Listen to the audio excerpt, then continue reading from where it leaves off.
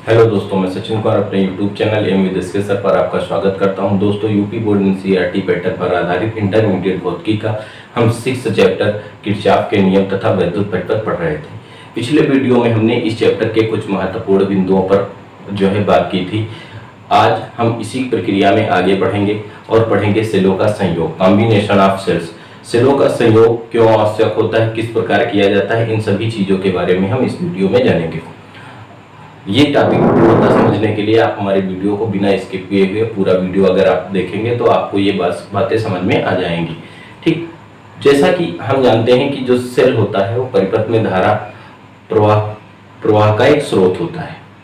एक सेल के द्वारा हम प्रबल मात्रा में धारा प्राप्त नहीं कर सकते हैं, इसलिए सेलों से अधिक मात्रा में धारा प्राप्त करने के लिए, प्रबल धारा प्राप्त करने के लिए कई सेलों को हम आपस में जोड़ देते हैं। तो कई सेलों को जोड़ने पर जो युक्ति बनती है उस युक्ति को हम कहते हैं बैटरी। जब कई सेलों को हम आपस में जोड़ते हैं तो जो युक्ति बनती है उस युक्ति को क्या कहते हैं, बैटरी कहते हैं। तो यहाँ पर सेलों को हम मुख्यतः 3 प्रकार से जोड़ते हैं। एक होता है समांतर क्रम, दूसरा होता है श्रेणी क्रम और तीसरा होता है मिश्रित क्रम। समांतर क्रम, श्रेणी क्रम के बारे में आपने पढ़ा है। और मिश्रित क्रम क्या होता है? मिश्रित क्रम में हम सेलों को समांतर तथा श्रेणी दोनों में मिक्स करके जोड़ते हैं, तो जो क्रम बनता है उस क्रम को हम मिश्रित क्रम कहते हैं।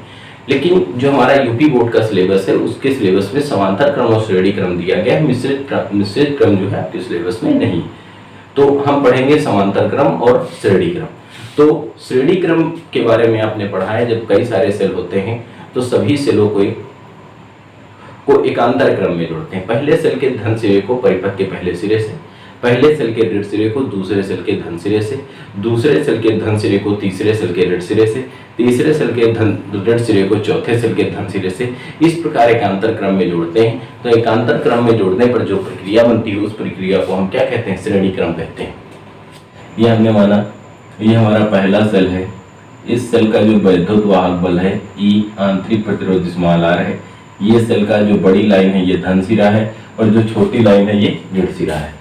ये सेल का ऋण सिरा जो है दूसरे सेल के धन सिरे से जुड़ा है। ये जो सेल का है स्मॉल r आंतरिक प्रतिरोध है, इसका ऋण सिरा अगले सेल के धन सिरे से जुड़ा है। इसका ऋण सिरा अगले सेल के धन सिरे से जुड़ा है। ये हमारे कई सेल हो गए, इनको श्रेणी क्रम में जोड़ा गया है। इन सेलों को एक बाह्य प्रतिरोध कैपिटल R, अमीटर जिसका प्रतिरोध नगण्य है A, तथा एक कुंजी K के साथ श्रेणी क्रम में जोड़ दिया जाता है। ठीक, ये हमने माना। इसमें तो हमने दिखाया है कितने सेल जुड़े हैं, 4, लेकिन हम मानेंगे कितने, n सेल मान के हम इस सूत्र का निगमन करेंगे। आवश्यकता अनुसार अगर हमें सेलों की संख्या 10 करनी पड़ी तो हम n के स्थान पर 10 कर देंगे। n सेलों की संख्या 5 कही गई तो n के स्थान पर 5 रख देंगे। सेलों की संख्या 50 कहेगी तो हम कितना रख देंगे, n के स्थान पर 50 रख देंगे।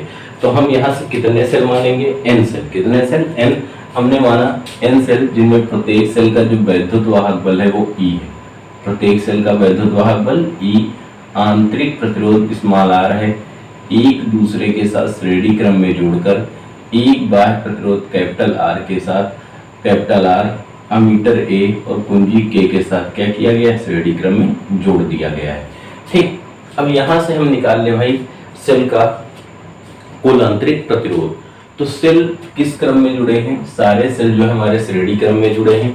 तो श्रेणी क्रम में हम निकालेंगे पहले यहाँ पर सेल का आंतरिक प्रतिरोध। अगर आप ये सेल भी बनाना चाहते हो तो आप बना सकते हो। ये सेल को दर्शा रही है।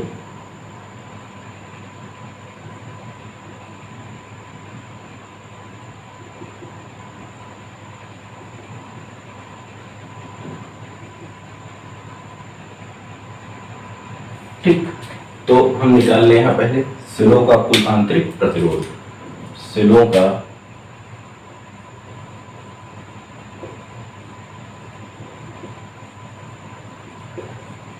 कुल आंतरिक प्रतिरोध, सेलों का कुल आंतरिक प्रतिरोध निकाल ले भाई। तो यहाँ पर क्या होगा, कितने सेल जुड़े, n सेल। पहले सेल का वैद्युत वाहक बल R, दूसरे सेल का वैद्युत, इसको R डैश अगर कहते हैं, कुल आंतरिक प्रतिरोध R डैश बराबर या कुल या तुल्य कह सकते हो R plus R plus R plus R plus R कहाँ तक, n पदों तक। n पदों तक क्यों ले रहे हैं भाई, क्योंकि कितने सेल जुड़े हैं, n सेल जुड़े हैं। ठीक, सेलों की टोटल संख्या कितनी है, n। हमने दिखाया 4 है लेकिन टोटल कितने माने हैं, n। तो सेल का आंतरिक प्रतिरोध निकालेंगे तो R डैश बराबर, देखो एक R में एक R जुड़ेगा, 2R, 2R plus R 3R, 3R plus R 4R, 4R plus R 5R, 5R plus R 6R, 6R plus R 7R। तो जितने सेल हैं, तो जिसे हमने 2 को जोड़ा यहाँ पर, तो इनका कुल आंतरिक प्रतिरोध कितना हो गया 2R। अगर हमने 3 को जोड़ा तो कितना हो गया 3R, 4 को जोड़ा तो कितना हो गया 4R, 5 को जोड़ा तो कितना हो गया 5R हो गया। ठीक, अगर हम n सेलों को जोड़ देंगे तो इनका टोटल प्रतिरोध कितना हो जाएगा, कितने सेल हैं n, तो इनका टोटल इंटरनल रेजिस्टेंस आंतरिक प्रतिरोध कितना हो जाएगा NR, जहां n हो जाएगी सेलों की संख्या और R हो जाएगा सेल का आंतरिक प्रतिरोध। ठीक है, नेक्स्ट कंडीशन में ये सेल का आंतरिक प्रतिरोध हो गया। बाह्य प्रतिरोध कितना कैपिटल R है, ये सब किस क्रम में जुड़े हैं, श्रेणी क्रम में, इसलिए सेल का कुल प्रतिरोध, इसलिए सेल का कुल प्रतिरोध, सॉरी परिपथ का, इसलिए परिपथ का कुल प्रतिरोध। तो अगर हम परिपथ का कुल प्रतिरोध निकालेंगे तो कुल प्रतिरोध जो होगा R डैश से इसे दर्शा दें, तो R डैश बराबर हो जाएगा कौन सा, बाह्य प्रतिरोध प्लस आंतरिक प्रतिरोध। क्या हो जाएगा, बाह्य प्रतिरोध प्लस आंतरिक प्रतिरोध।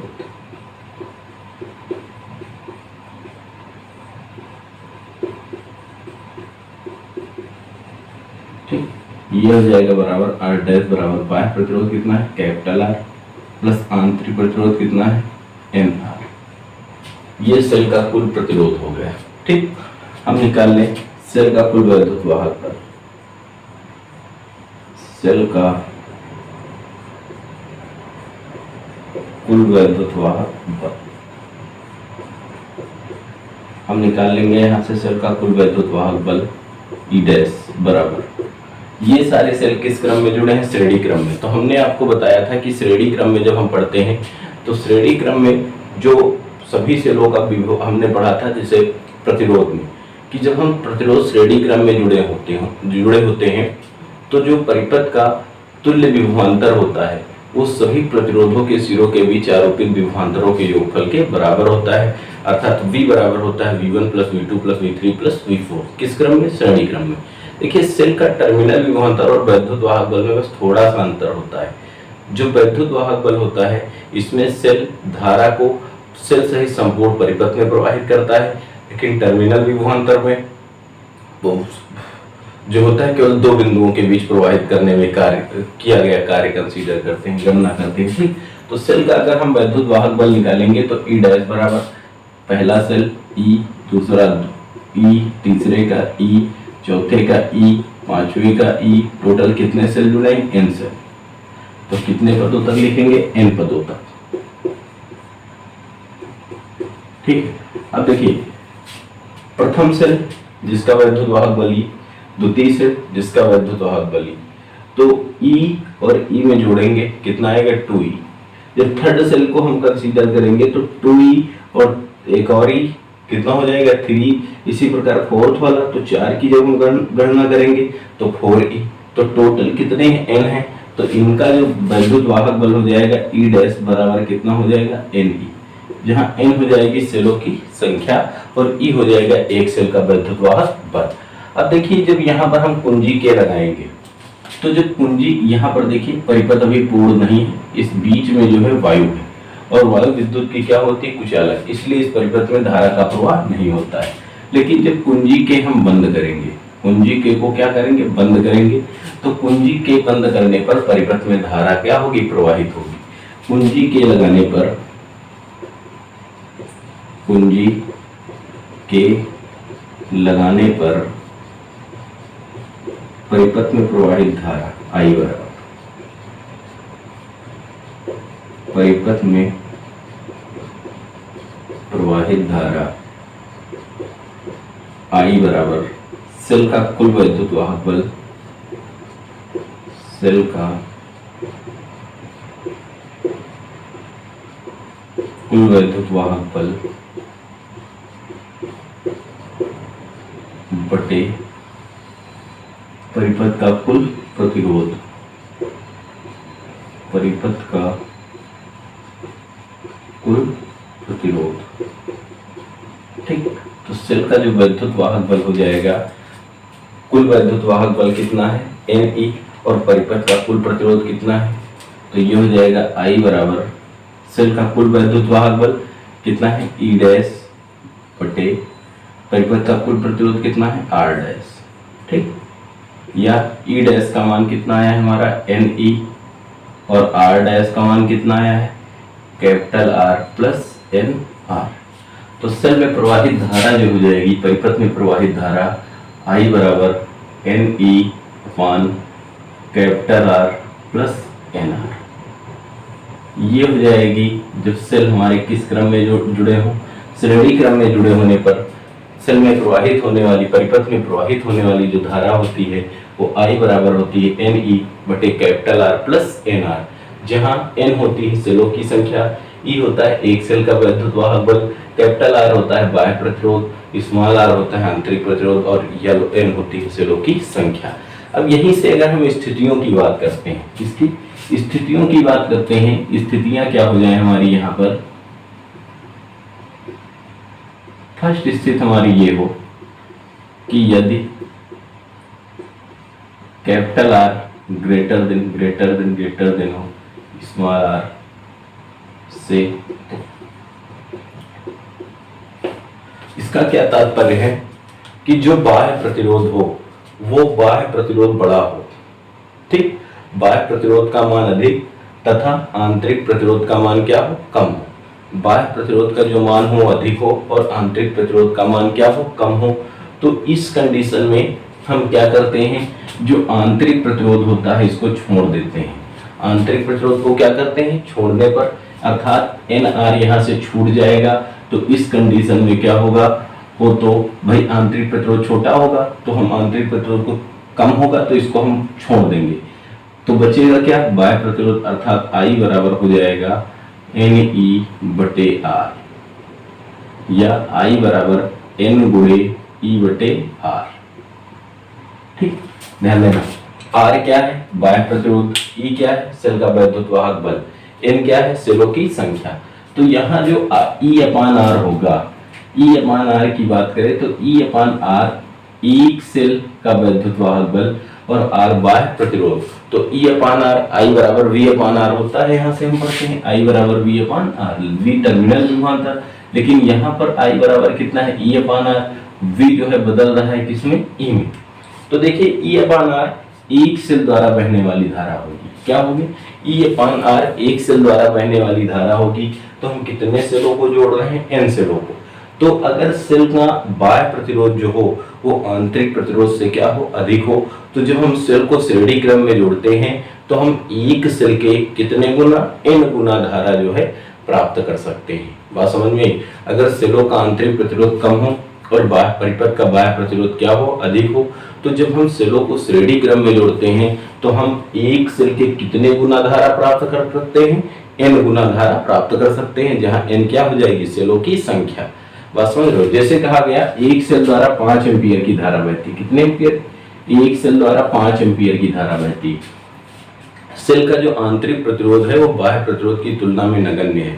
तो सेलों, तो 10 सेलों को अगर हम श्रेणी क्रम में जोड़ेंगे तो हमें कितनी धारा प्राप्त होगी, तो सेलों की संख्या हो जाएगी 10, N के स्थान पर 10, और एक सेल द्वारा बहने वाली धारा कितनी है 5 एम्पीयर, तो परिपथ में प्रवाहित कुल धारा हो जाएगी 5 गुणे 10 अर्थात कितने एम्पीयर 50 एम्पीयर। ठीक है, इसी प्रकार सेकंड स्थिति में दिया गया है, सेकंड कंडीशन, यदि यहां से स्मॉल r बड़ा हो कैपिटल R से, इसका क्या तात्पर्य है कि इस कंडीशन में सेल का आंतरिक प्रतिरोध अधिक हो, सेल का आंतरिक प्रतिरोध क्या हो अधिक हो, और परिपथ का जो बाह्य प्रतिरोध हो वो क्या हो कम हो। परिपथ का बाह्य प्रतिरोध कम हो और सेल का आंतरिक प्रतिरोध क्या हो, अधिक हो, तो इस कंडीशन में हम कैपिटल आर को क्या करेंगे, छोड़ देंगे। इस परिस्थिति में क्या होगा, जो ये हमारा यहाँ से कैपिटल आर होगा वो छूट जाएगा। इसलिए समीकरण 1 से देखो कितना होगा, समीकरण 1 से I बराबर N E upon N into small R, N से एन कट जाएगा, I बराबर ई बटे स्मॉल आर, जहाँ ई होगा एक सेल का वैद्युत वाहक बल और आर होगा सेल का आंतरिक प्रतिरोध।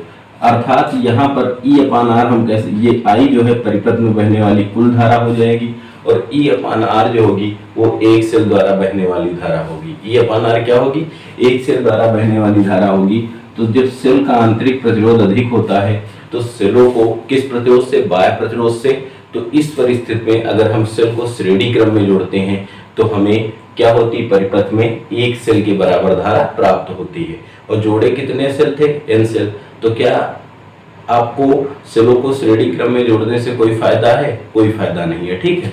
तो यहाँ से अगर कहा जाए परिपथ का आंतरिक प्रतिरोध अधिक है और बाह्य प्रतिरोध कम है, तो इस कंडीशन में जो परिपथ में बहने वाली जो धारा होती है वो एक सेल में बहने वाली धारा के बराबर होती है, हम चाहे जितने सेलों को जोड़ दें। तो यहाँ से एक प्रश्न बनता है कि अगर परिपथ का बाह्य प्रतिरोध अधिक हो, परिपथ का कौन सा, बाह्य प्रतिरोध अधिक हो और सेल का आंतरिक प्रतिरोध कम हो, तो इस परिस्थिति में हम सेलों को श्रेणी क्रम में जोड़कर अधिक मात्रा में धारा प्राप्त कर सकते हैं, ठीक है। अगर परिपथ का बाह्य प्रतिरोध अधिक हो और आंतरिक प्रतिरोध क्या हो, कम हो, तो परिपथ को श्रेणी क्रम में जोड़कर हम अधिक मात्रा में धारा प्राप्त कर सकते हैं। लेकिन समांतर क्रम में हम चाहे जितने सेलों को जोड़ दें, हम केवल कितने सेल के बराबर, एक सेल के बराबर धारा प्राप्त करेंगे। तो किस क्रम में जोड़ने से फायदा है, अगर आंतरिक वो जो है बाह्य प्रतिरोध अधिक हो तो सेल को श्रेणी क्रम में जोड़ने से फायदा होता है, ठीक है। समांतर क्रम, तो सेलों को हम समांतर क्रम में कैसे जोड़ते हैं। समांतर क्रम में हमने जैसे पढ़ा था कि जो सभी सेल हों, सभी सेलों के धन ध्रुव को परिपथ के संयुक्त रूप से परिपथ के पहले सिरे से और सभी सेलों के ऋण ध्रुवों को संयुक्त रूप से परिपथ के दूसरे सिरे से जोड़ देते हैं, तो प्रतिरोधों के जोड़ने का जो यह क्रम होता है, यही क्रम हमारा कौन सा क्रम कहलाता है, समांतर क्रम कहलाता है, ठीक। तो हमने यहाँ पर माना कि हमारे एन सेल हैं, कितने सेल हैं, एन सेल। प्रत्येक सेल का जो वैद्युत वाहक बल है वो ई और आंतरिक प्रतिरोध स्मॉल आर। पहला सेल हो गया, ये हमारा दूसरा सेल हो गया, ये हमारा तीसरा सेल हो गया, चौथा सेल हो गया और ये पांचवा सेल हो गया। हम दिखा कितने रहे, केवल 5, ठीक। और उसमें कंसीडर टोटल कितनी करेंगे, n, ठीक। तो ये हमारे n सेल हैं, कहेंगे n सेल हैं, जिनमें प्रत्येक सेल का वैद्युत वाहक बल E और आंतरिक प्रतिरोध कितना है, स्मॉल r।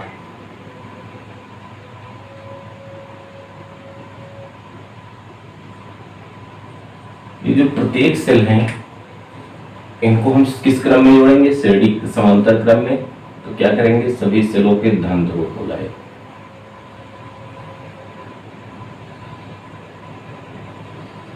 एक बिंदु से जोड़ दिया, ठीक। सभी सेलों के ऋण ध्रुवों को संयुक्त रूप से एक दूसरे बिंदु से जोड़ दिया, ठीक। अब इसको क्या करेंगे,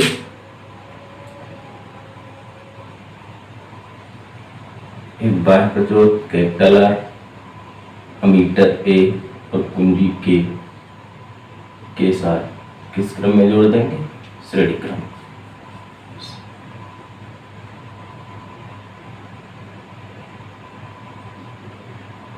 ये हो गया, ध्यान देना है। ये सेल का वैद्युत वाहक बल E, आंतरिक प्रतिरोध स्मॉल आर, दूसरे सेल का वैद्युत वाहक बल E, आंतरिक प्रतिरोध स्मॉल आर। तो हमने यहाँ पर माना कि हमारे n सेल दिए गए हैं, प्रत्येक सेल का वैद्युत वाहक बल E और आंतरिक प्रतिरोध कितना है, स्मॉल आर है। ये सेल संयुक्त रूप से एक बाह्य प्रतिरोध कैपिटल आर, अमीटर ए और कुंजी के साथ श्रेणी क्रम में जोड़ दिए गए, इनके साथ श्रेणी क्रम में जुड़े। ये सेल समांतर क्रम में है, लेकिन ये सेल संयुक्त रूप से बाह्य प्रतिरोध कैपिटल आर, अमीटर ए और कुंजी के साथ किस क्रम में है, श्रेणी क्रम में जुड़े। तो यहां से हम पहले निकाल लें परिपथ का कुल वैद्युत वाहक बल। ठीक, परिपथ का कुल वैद्युत वाहक बल, परिपथ का कुल वैद्युत वाहक बल ई डैश बराबर। तो परिपथ का कुल वैद्युत वाहक बल जो होगा, आपको पता है भाई कि जो समांतर क्रम में होता है, तो समांतर क्रम में हम लोगों ने पढ़ा था कि जैसे कई सारे प्रतिरोध होते हैं, उनको समांतर क्रम में जोड़ देते हैं, तो समांतर क्रम में जो विभवांतर होता था वो सबका आपस में क्या होता था, बराबर होता था। तो विभवांतर और सेल के वैद्युत वाहक बल में बस थोड़ा सा डिफरेंस होता है। एकांक आवेश को सेल सहित संपूर्ण परिपथ में प्रवाहित करने में जो सेल द्वारा किया गया कार्य होता है वो सेल का वैद्युत वाहक बल कहलाता है, जबकि एकांक आवेश को परिपथ के किन्हीं दो बिंदुओं के बीच प्रवाहित करने में किया गया कार्य टर्मिनल विभवांतर कहलाता है। तो थोड़ा सा डिफरेंस होता है, बाकी सारी प्रक्रियाएं वही होती हैं। तो जैसे समांतर क्रम में सभी प्रतिरोध के सिरों के बीच का विभवांतर समान होता है, उसी प्रकार जब हम सेलों को समांतर क्रम में जोड़ेंगे तो जो सेल का वैद्युत वाहक बल ई होगा वो एक सेल के वैद्युत वाहक बल ई के क्या होगा, बराबर होगा। ठीक, तो सभी सेलों का कुल वैद्युत वाहक बल जो हो जाएगा वो एक सेल के वैद्युत वाहक बल ई के क्या होगा, समान होगा। ठीक, सेकंड कंडीशन की बात करें, ये ई का मान निकला है, अब हम निकाल लें सेल का कुल आंतरिक प्रतिरोध। तो सेल का कुल आंतरिक प्रतिरोध, सेल का कुल आंतरिक प्रतिरोध यहां से निकालेंगे भाई। तो कितने सेल जुड़े हैं, एन सेल, और सभी सेल किस क्रम में जुड़े हैं, समांतर क्रम में। तो समांतर क्रम में जो तुल्य प्रतिरोध होता है, आपने पढ़ा है समांतर क्रम में तुल्य प्रतिरोध 1/r बराबर 1/r1 + 1/r2 + 1/r3 पढ़ा है। तो यहाँ से 1/r डैश बराबर हो जाएगा 1/r + 1/r, ये पहले सेल का आंतरिक प्रतिरोध, ये दूसरे का, ये तीसरे का आंतरिक प्रतिरोध, ये चौथे का आंतरिक प्रतिरोध और ये पांचवे का। कहां तक ले रहे हैं, एन पदों तक। ठीक, एन पदों तक। अब यहां से 1/r डैश बराबर, आप चाहो तो सब में 1/r ले लो कॉमन, तो 1 + 1 + 1 + 1 + 1 कहां तक, एन पदों तक। देखो जब दो सेलों की बात करेंगे तो 1 1 2, 3 की तो 2 1 3, 4 की तो 3 1 4, 5 की तो 4 1 5, तो कितने पदों तक है, एन पदों तक। तो 1/r डैश, इनको आपस में जोड़ेंगे तो कितना आएगा, n/r। तो r डैश की वैल्यू निकालेंगे, ये कितना आ जाएगा, r/n। ये सेल का कुल आंतरिक प्रतिरोध आ गया। अब बाह्य प्रतिरोध कितना है, कैपिटल R। ये जो आंतरिक प्रतिरोध r डैश है वो बाह्य प्रतिरोध के साथ किस क्रम में जोड़ा गया है, श्रेणी क्रम में। इसलिए परिपथ का कुल प्रतिरोध, परिपथ का कुल प्रतिरोध बराबर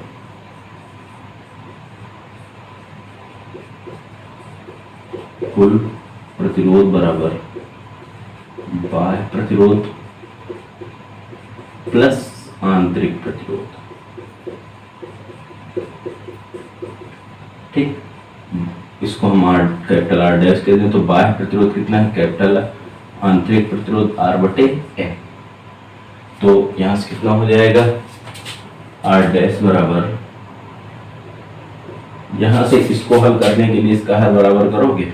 ठीक, तो कितना आएगा, ध्यान देना, n capital R upon small r/n। ये परिपथ का क्या आ गया, कुल प्रतिरोध आ गया। ठीक, अब हम अगर परिपथ में कुंजी के लगाएंगे, अभी कुंजी के खुली है तो परिपथ में धारा का प्रवाह नहीं हो रहा है क्योंकि वायु है और वायु विद्युत की कुचालक है। जब हम कुंजी के लगाएंगे तो परिपथ में धारा क्या होगी, प्रवाहित होगी। कुंजी के लगाने पर, कुंजी के लगाने पर परिपथ में प्रवाहित धारा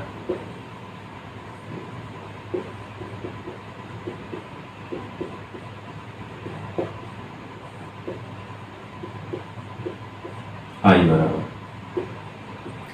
परिपथ में प्रवाहित धारा I बराबर हो जाएगी कुल वैद्युत वाहक बल E डैश बटे कुल प्रतिरोध R डैश।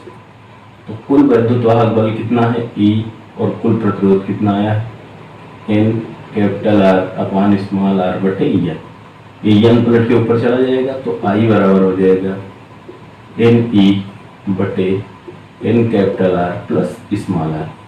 जब हम सेलों को श्रेणी क्रम में जोड़ देंगे तो श्रेणी क्रम में जोड़ने पर जो परिपथ में बहने वाली धारा हो जाएगी वो कितनी होगी, I बराबर NE बटे NR plus N capital R plus small r। N सेलों की I परिपथ में प्रवाहित होने वाली धारा, N सेलों की संख्या, E एक सेल का वैद्युत वाहक बल, कैपिटल R परिपथ का बाह्य प्रतिरोध, स्मॉल r सेल का आंतरिक प्रतिरोध। यहाँ भी हम स्थितियों की बात करते हैं तो स्थितियां यहाँ पर 3 होंगी। स्थिति फर्स्ट क्या है, वही यदि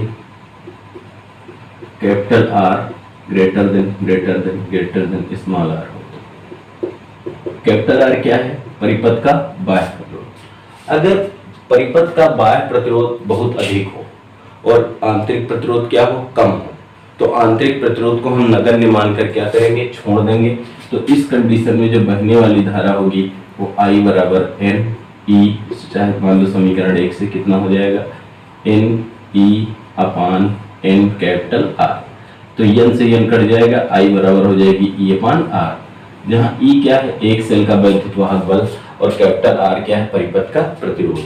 तो जब सेल का बाह्य प्रतिरोध अधिक होता है तो हम जब सेलों को श्रेणी क्रम में जोड़ते हैं तो श्रेणी क्रम में जोड़ने पर हमें कितने सेल के बराबर, एक सेल के बराबर धारा प्राप्त होती है। लेकिन हमने कितने सेल जोड़े थे, N सेल जोड़े थे, तो क्या यहाँ पर सेलों की संख्या का कोई प्रभाव पड़ा, तो कोई प्रभाव नहीं पड़ा। अतः इससे स्पष्ट है कि अगर सेलों का बाह्य प्रतिरोध अधिक हो तो हम चाहे जितने सेलों को हम श्रेणी समांतर क्रम में जोड़ दें, परिपथ का बाह्य प्रतिरोध क्या हो, अधिक हो, तो अगर हम चाहे जितने सेलों को हम समांतर क्रम में जोड़ दें, हमें केवल किस एक सेल के बराबर धारा क्या होगी, प्राप्त होगी। ठीक, अगर कौन सा प्रतिरोध अधिक हो, बाह्य प्रतिरोध अधिक हो, और किस क्रम में जोड़ेंगे, समांतर क्रम में। सेकंड कंडीशन में यहीं से यदि स्मॉल r बड़ा हो कैपिटल R से, तो इस कंडीशन का मतलब क्या है, यदि सेल का जो आंतरिक प्रतिरोध हो वो परिपथ के बाह्य प्रतिरोध से बहुत अधिक हो, सेलों का जो आंतरिक प्रतिरोध हो वो परिपथ के बाह्य प्रतिरोध से क्या हो, बहुत अधिक हो, तो इस कंडीशन में जो हमारा कैपिटल R है वो क्या होगा, छूट जाएगा। कैपिटल R छूटेगा तो समीकरण 1 से ध्यान देना कितना होगा, समीकरण 1 से हो जाएगा हमारा I बराबर NE बटे NR छूट जाएगा आपका। ठीक है, इसमें से NR छूटेगा तो कितना बचेगा, स्मॉल r, I बराबर N गुणे E बटे R, जहां E बटे R है एक सेल द्वारा बहने वाली धारा और N क्या है, सेलों की संख्या। N क्या है, सेलों की संख्या। अतः इस कंडीशन में हमें एक सेल के कितने गुना धारा प्राप्त होगी, N गुना धारा प्राप्त होगी। लेकिन कब, जब सेल का आंतरिक प्रतिरोध क्या हो, अधिक हो, किससे, परिपथ के बाह्य प्रतिरोध से।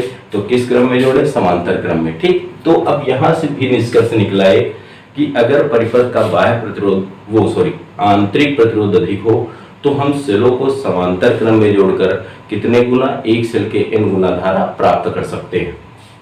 तो अब समांतर क्रम और श्रेणी क्रम दोनों को मिला के हम बात करते हैं। अगर परिपथ का बाह्य प्रतिरोध अधिक हो तो हम सेलों को किस क्रम में जोड़कर अधिक मात्रा में धारा प्राप्त करेंगे, श्रेणी क्रम में। किस क्रम में, श्रेणी क्रम में। तो अगर परिपथ का बाह्य प्रतिरोध अधिक होता है तो अगर हम सेलों को श्रेणी क्रम में जोड़ते हैं तो हम एक सेल के कितने गुना धारा प्राप्त करते हैं, N गुना धारा प्राप्त करते हैं। ठीक, और सेकंड कंडीशन में यदि सेल का आंतरिक प्रतिरोध अधिक हो, कौन सा, आंतरिक प्रतिरोध अधिक हो, तो सेलों को हम समांतर क्रम में जोड़कर एक सेल के N गुना धारा प्राप्त कर सकते हैं। ये दोनों निष्कर्ष हमारे निकले हैं और ये दोनों निष्कर्ष आपको याद रखना है क्योंकि इससे संबंधित प्रश्न जो है वो परीक्षा में पूछा जाता है। प्रश्न क्या बनता है कि सेल का आंतरिक प्रतिरोध अधिक होने पर सेलों को किस क्रम में जोड़कर हम अधिक मात्रा में धारा प्राप्त कर सकते हैं। तो अगर आंतरिक प्रतिरोध अधिक है तो समांतर क्रम में जोड़कर, और अगर बाह्य प्रतिरोध अधिक है तो श्रेणी क्रम में जोड़कर हम अधिक मात्रा में धारा प्राप्त कर सकते हैं। ये श्रेणी समांतर क्रम के दो टॉपिक हुए। अभी यहाँ पर जो हमने सेल लिया था, इन सभी सेलों के जो वैद्युत वाहक बल थे वो आपस में समान थे। हम तीसरी स्थिति में पढ़ेंगे कि अगर हमारे सेल जो है वो समांतर क्रम में जुड़े हो तो सभी सेलों का जो वैद्युत वाहक बल तथा आंतरिक प्रतिरोध जब अलग अलग हो तो सेल द्वारा परिपथ में कितनी धारा बहती है, ये हम पढ़ेंगे। ठीक, तो इसके लिए हमने माना कि हमारे कितने सेल हैं। अभी तक हम एन सेल के लिए निकालते थे। यहाँ पर हम पहले 2-3 सेलों के लिए निकाल लेंगे, उसके बाद हम उसी स्थिति के आधार पर एन सेलों के लिए निकाल लेंगे। ठीक है, तो हमने यहाँ से माना हमारे 3 सेल हैं। ये हमारा पहला सेल हो गया,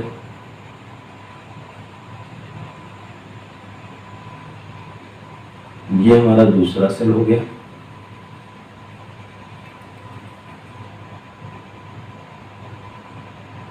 ये हमारा तीसरा सेल। ठीक, ये जो तीनों सेल हैं वो समांतर क्रम में जुड़े।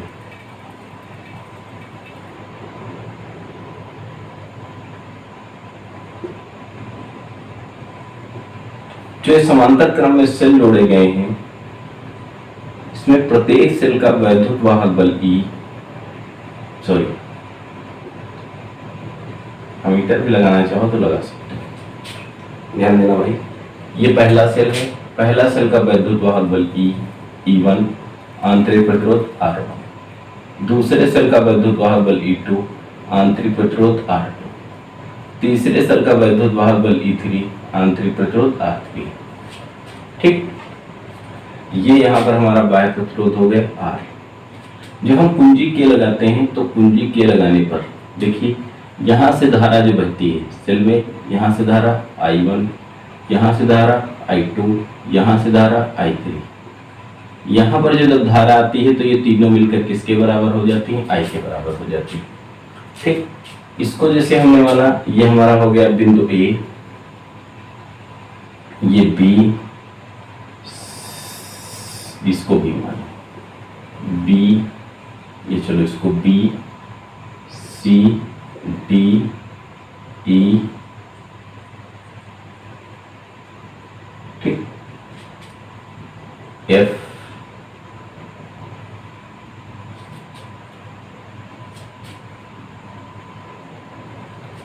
E, चलो F, इसको कह दिया जी।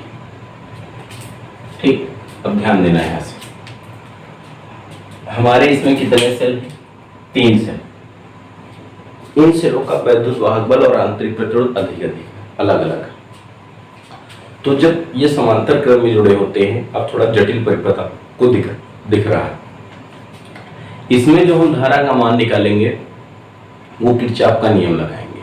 तो किरचॉफ ने हमारे 2 नियम दिए थे, वो हम पढ़ लें हल्का सा।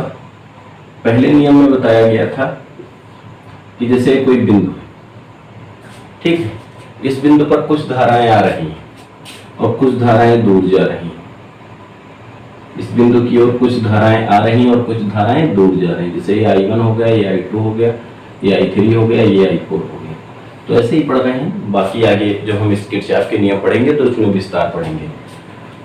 बिंदु O की तरफ कौन कौन सी धारा आ रही है, I1 और I2, और दूर कौन कौन जा रही है, I3 और I4। तो किरचॉफ का प्रथम नियम संधि का नियम था, संधि की ओर आने वाली धाराओं का योग बराबर संधि से दूर जाने वाली धाराओं का योग। ठीक, तो यहाँ पर देखा जाए तो बिंदु B पर ये धारा I1, I2, I3 आ रही है और B संधि से क्या हो रही, दूर जा रही। तो हम लिख दें भाई किरचॉफ के प्रथम नियम से कितना हो जाएगा, किरचॉफ के प्रथम नियम से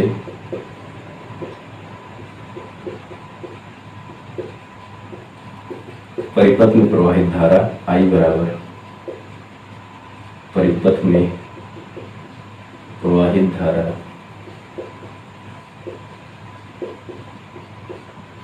I बराबर I1 plus I2 plus I3।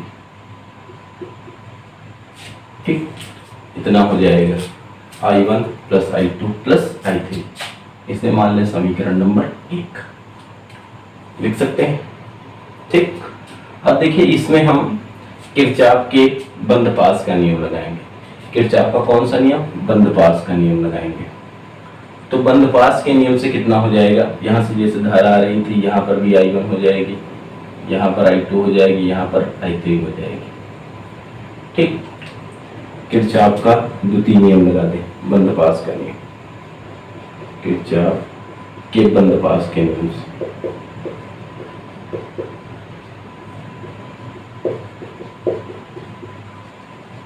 बंधपास का नियम था कि किसी परिपथ में बहने वाली धारा तथा उसके संगत प्रतिरोध के गुणनफल का जो योगफल होता है। ठीक, किसी परिपथ में बहने वाली धारा तथा उसके संगत प्रतिरोधों के गुणनफल का जो योगफल होता है सेल में लगे वैद्युत वाहक बलों के योगफल के बराबर होता है।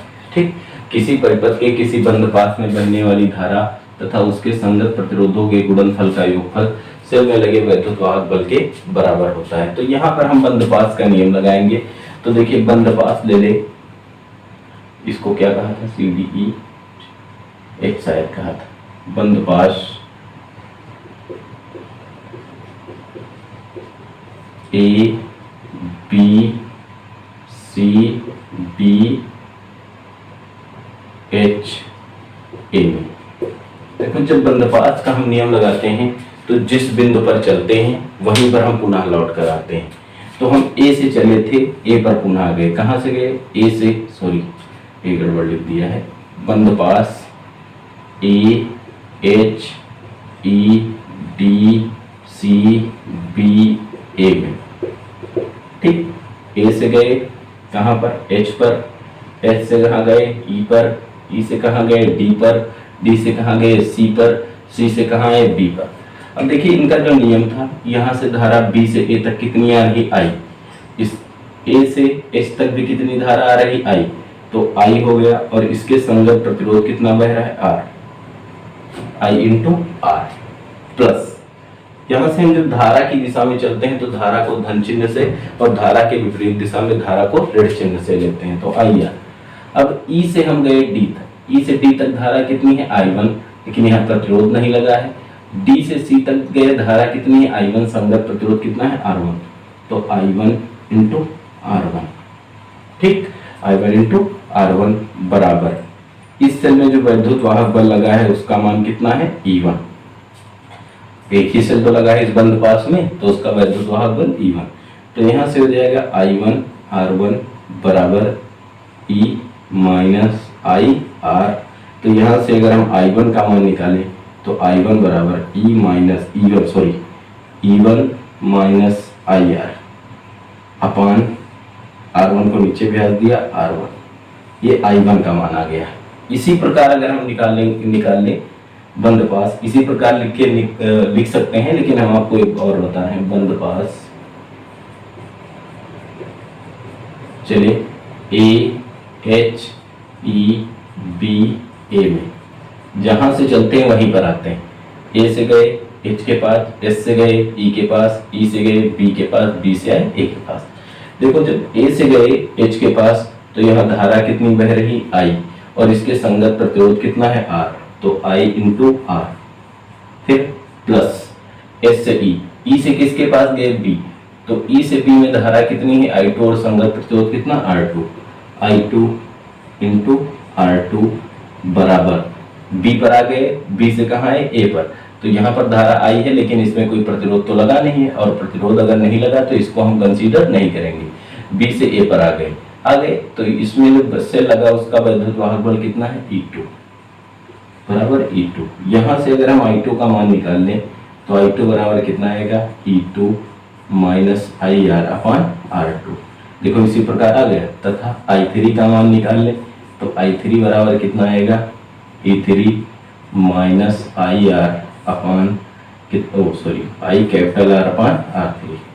ठीक, अब I1 I2 I3 का मान कहाँ लग है? समीकरण 1 में। I1 I2 तथा I3 का मान समीकरण 3 में रख दिया। ठीक, समीकरण 3 आपका ये है। तो I बराबर I1 के स्थान पर E1 minus I capital R upon R1 plus E2 minus IR upon R2 plus E3 minus IR upon R3।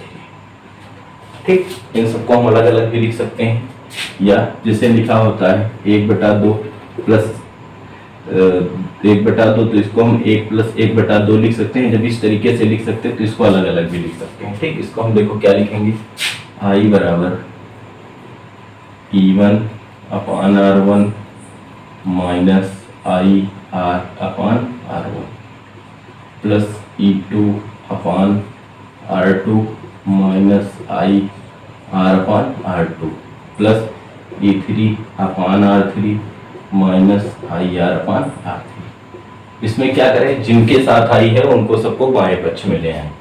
I देखिए E1 IR अपान R1 उधर माइनस में, इधर आएगा प्लस में, IR upon R1 plus IR upon small R2 plus I capital R upon small R3 बराबर, यहाँ से कितना बचेगा, E1 upon R1 plus E2 upon R2 plus E3 upon R3।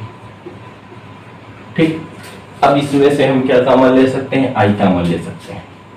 I ले लिया कॉमन, कितना बचेगा, 1 प्लस R अपान R1 प्लस R अपान R2 capital R अपान R2 plus capital R अपान R3 बराबर E1 अपान R1 प्लस E2 अपान R2 प्लस E3 अपान R3।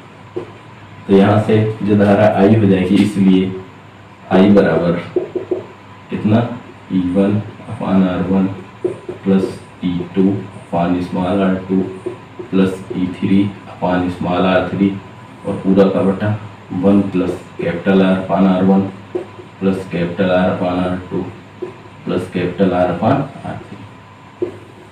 ये परिपथ में बहने वाली धारा। जब सेल समांतर क्रम में जुड़े हों और सभी सेलों का वैद्युत वाहक बल और आंतरिक प्रतिरोध अलग अलग हो, तो परिपथ में बहने वाली धारा I बराबर E1 अपान R1, जहाँ E1 पहले सेल का वैद्युत वाहक बल, R1 पहले सेल का आंतरिक प्रतिरोध, प्लस E2 अपान R2, E2 दूसरे सेल का वैद्युत वाहक बल, R2 दूसरे सेल का आंतरिक प्रतिरोध, प्लस E3 अपान R3, E3 तीसरे सेल का वैद्युत वाहक बल, R3 तीसरे सेल का आंतरिक प्रतिरोध बराबर अपान 1 प्लस कैपिटल R परिपथ का प्रतिरोध, R1 पहले सेल का आंतरिक प्रतिरोध प्लस कैपिटल R परिपथ का प्रतिरोध, R2 दूसरे सेल का आंतरिक प्रतिरोध प्लस कैपिटल R परिपथ का प्रतिरोध बटे तीसरे सेल का आंतरिक प्रतिरोध। ये 3 सेल थे। इसी प्रकार अगर n सेल जुड़े हों, n सेल जुड़ी हो तो क्या लिखेंगे, n सेल जुड़ी होने पर प्रवाहित धारा। जब n सेल जुड़ी होंगी तो प्रवाहित धारा कितनी हो जाएगी, I बराबर E1 अपान R1 प्लस E2 अपान R2 प्लस E3 अपान R3 प्लस E4 अपान R4 सॉरी